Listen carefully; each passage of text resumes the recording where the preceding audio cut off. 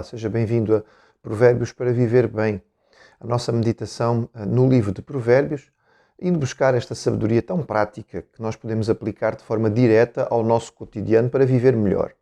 Estamos a chegar ao fim da nossa caminhada, estamos no capítulo 30 e estamos a meditar naquilo que são as afirmações de um dos dois autores do livro que são gentios, ou seja, não judeus.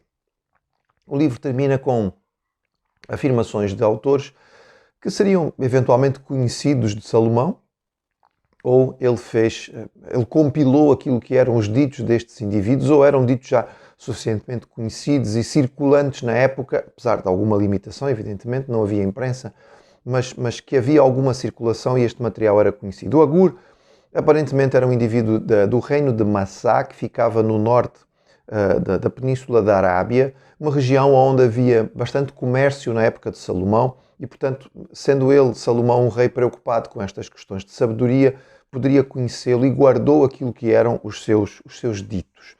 Na segunda parte do capítulo, a partir do versículo 10, nós lemos o seguinte: Não calunies o servo diante de seu senhor, para que ele não te amaldiçoe e fiques culpado. Há daqueles que amaldiçoam a seu pai e não bendizem a sua mãe. Há daqueles que são puros aos seus próprios olhos e que jamais foram lavados da sua imundícia.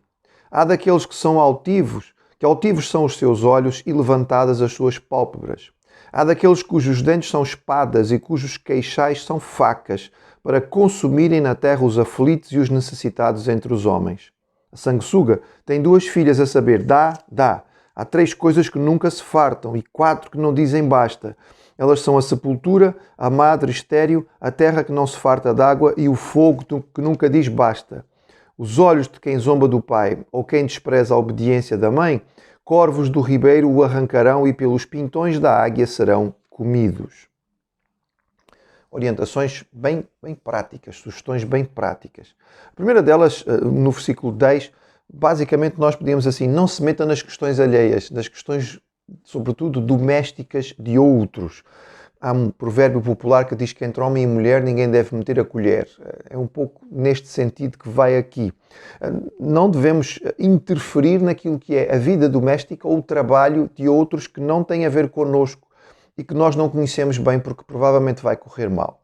Aqui tem a ver com ser capazes de refrear a nossa vontade de intervir e criticar. O ser humano tem esta característica: nós temos sempre a tendência para criticar o que está fora de nós. E, infelizmente, parece que achamos todos que temos o direito de o fazer, ou, por outro lado, que temos sabedoria para tal. Se o nosso conselho não foi pedido, se a nossa avaliação não foi requisitada, se ninguém nos disse: olha, anda cá e diz-me o que é que tu pensas sobre o assunto, nós não temos, ou não somos chamados, no fundo, a opinar. E o opinar acaba por mostrar voluntariedade da nossa parte, que possivelmente não vai ser muito feliz.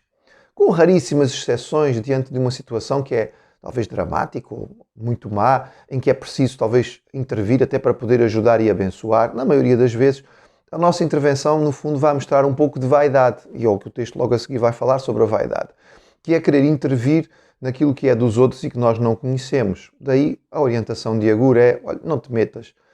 É melhor deixar isto de lado porque as coisas podem correr-te mal.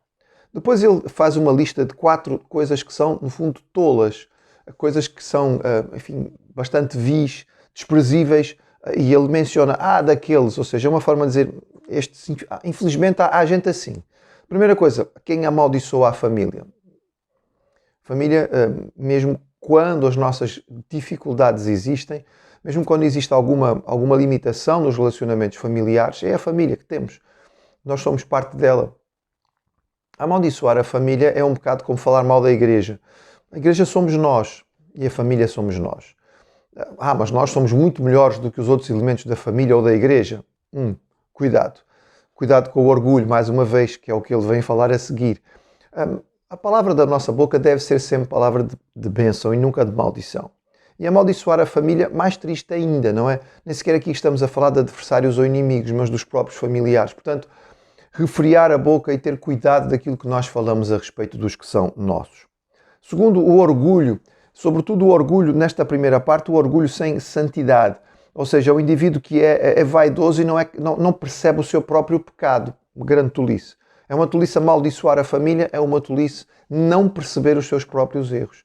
Antes de começar a olhar para os dos outros, diz o Senhor Jesus, olha primeiro para o teu. Antes de apontar as manchas na cara do outro, olha-te no espelho, para que tu percebas que afinal tu tens erros antes de tu começares a falar dos outros. E sobretudo quando o ímpeto vem de criticar alguém, se calhar a primeira pergunta devia ser, e eu também não faço o mesmo? Porque é possível. E a verdade que nós percebemos ao longo da vida é que nós somos mais sensíveis aos pecados que são os nossos e mais facilmente os vemos, porque nós os conhecemos bem. Nós os identificamos com facilidade porque são os nossos e por isso nós rapidamente os vemos nos outros, mas afinal nós também os temos e portanto isto é uma tolice. Depois, o terceiro aspecto da tolice é a vaidade pura, não é? Vaidade é sempre tolice, porque boa parte daquilo que nós temos nós herdamos e portanto é genética, não há motivo para estar orgulhoso. Depois, o resto que nós temos nós recebemos, aprendemos de alguém. Aprendemos em casa, aprendemos com os pais, aprendemos na escola, aprendemos com amigos, aprendemos de leitura. É verdade, podemos ter alguns dons e talentos. E como é que eles vieram? São naturais. Nós os herdamos, eles fazem parte do nosso temperamento ou da nossa vida, assim como a cor dos olhos ou a altura. Não há motivo para nós sermos vaidosos naquilo que são os nossos talentos naturais. Nós devemos trabalhar para os burilar, não é? Para que os nossos talentos possam ser bem desenvolvidos. Biblicamente falando, nós devemos trabalhar os nossos dons para que eles possam se multiplicar e isto vai mostrar sabedoria, mas não existe motivo para haver vaidade em relação a estas coisas. Por último, ele fala aqui a tolice a respeito do risco da boca perigosa. O livro todo era um livro que muitas vezes falava a respeito do risco da língua, do perigo da língua. Estes livros práticos falam muito sobre isto, não é? Um dos livros mais práticos, porventura, no seu todo, o livro mais prático do Novo Testamento será a Carta de Tiago. Claro que todos os outros livros têm muitas coisas práticas, mas o livro de Tiago é todo ele, não é muito voltado para a prática. E ele menciona a língua, um instrumento tão pequenino que pode fazer tanta diferença. Aquela chamazinha que incendeia a floresta. E o livro de Provérbios chama-nos a atenção para a utilização da boca, porque ela pode ser realmente instrumento para fazer muito mal. Por isso ele chama a atenção a daqueles cujos dentes são espadas e os queixais são facas para consumirem na terra dos aflitos os necessitados. E depois parece haver aqui uma comparação entre estes aspectos e aquilo que é citado como não tendo fim, não tem limite, parece que nunca está saciado. Então ele cita digamos, a sepultura, ele cita a terra estéril, ele cita a madre que não tem filhos, ele cita o fogo, coisas que parece que nunca se extinguem com facilidade. E este amaldiçoar da própria família, este falar mal dos que estão à nossa volta, este usar a nossa língua de forma a ser perversa, a prejudicar os que estão ao nosso redor, parece que nunca se satisfaz. Alguém que utiliza mal a sua forma de comunicação, infelizmente acaba por crescer neste mau sentido. Conhecemos gente que provavelmente não consegue dizer uma sentença sem dizer 3 ou 4 palavrões e não consegue se conter. E de facto é um alerta que vem da parte da palavra do Senhor. Para nós termos cuidado com estas coisas. Não te metas naquilo que é os assuntos dos outros. Espera que te peçam ajuda ou algum tipo de conselho. E atenção a estas coisas que são malignas. O falar mal da própria família, o não perceber os seus próprios erros, o ser orgulhoso quando na verdade não existe motivo para a vaidade e o ter descuido para com a utilização da palavra. Que a nossa boca, que os nossos lábios, que o nosso falar sejam instrumentos de Deus para abençoar.